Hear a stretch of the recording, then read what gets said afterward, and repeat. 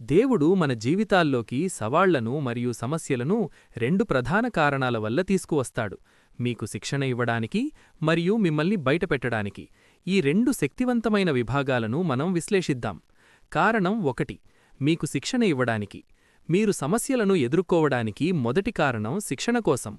మిమ్మల్ని బలంగా చేయడానికి, కొత్త పరిస్థితిలో ఉన్న భయాన్ని అధిగమించడానికి అనుభవం ఎలా సహాయపడుతుందో, అలాగే మీ ఆత్మీయ బలాన్ని నిర్మించడానికి దేవుడు సమస్యలను ఉపయోగిస్తాడు.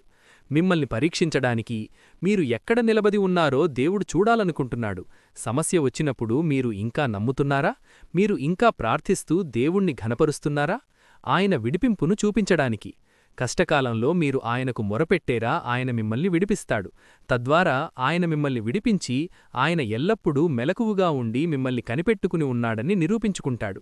అంతిమంగా ఈ శిక్షణ మీ శత్రువుల కంటే మీరే బలవంతులు అని నిరూపించడానికి, మరియు దేవుడు మిమ్మల్ని ఎంతగా ప్రేమిస్తున్నాడో మరియు మీ పట్ల ఎంత శ్రద్ధ వహిస్తున్నాడో మీకు చూపించడానికి.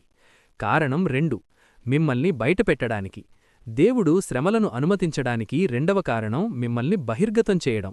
మీరు నిజంగా ఎవరన్నది మీరు చూసుకునేలా మీ నిజమైన వ్యక్తిత్వాన్ని పైకి తీసుకురావడం.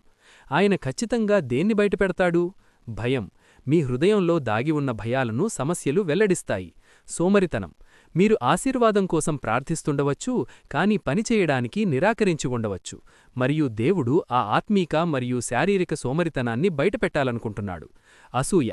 మీ హృదయాన్ని పరీక్షించడానికి మరియు మీ అసూయను బయటపెట్టడానికి దేవుడు తన చేత శక్తివంతంగా వాడబడుతున్న ఒకరిని ఉద్దేశపూర్వకంగా మీ జీవితంలోకి తీసుకురావచ్చు. కపటత్వం మరియు తిరుగుబాటు స్వభావం. కష్టాలు మనలోని ఏదైనా జిత్తులమరి, తిరుగుబాటు లేదా లోబనని స్వభావాన్ని బయటకు తీసుకువస్తాయి. మూర్ఖపు గర్వం అంటే లొంగని స్వభావం. ఇశ్రాయేలీయులను వారి లొంగని మెడల గురించి దేవుడు ఎలా హెచ్చరించాడో అలాగే మనం తలవంచడానికి నిరాకరించడాన్ని ఆయన బయటపడతాడు. అపోస్తలుడైన పౌలు గురించి ఆలోచించండి. అతను గర్వపడడం ప్రారంభించినప్పుడు అతని గర్వాన్ని బయటపెట్టడానికి దేవుడు అతని జీవితంలో ఒక ముళ్ళును అనుమతించాడు. అది పౌలు తన్ను తాను తగ్గించుకోవడానికి మరియు దేవుని కృపను పొందడానికి దారితీసింది. త్రోవ పక్కన చల్లబడిన విత్తనాల వలె మీ హృదయం నుండి ఈ వాక్యాన్ని దొంగిలించడానికి అపవాది ఎల్లప్పుడూ రాబంధులా కాచుకొని ఉంటాడు.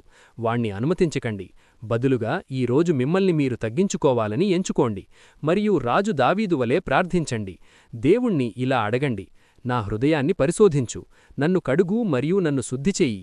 ఈ ప్రతికూల లక్షణాల నుండి దేవుడు మీ హృదయాన్ని శుద్ధిచేయడానికి మీరు అనుమతించినప్పుడు మీరు ఆయన జీవం మరియు సమృద్ధి రాజధారిలోకి ప్రవేశించడానికి మిమ్మల్ని మీరు సిద్ధం చేసుకుంటారు.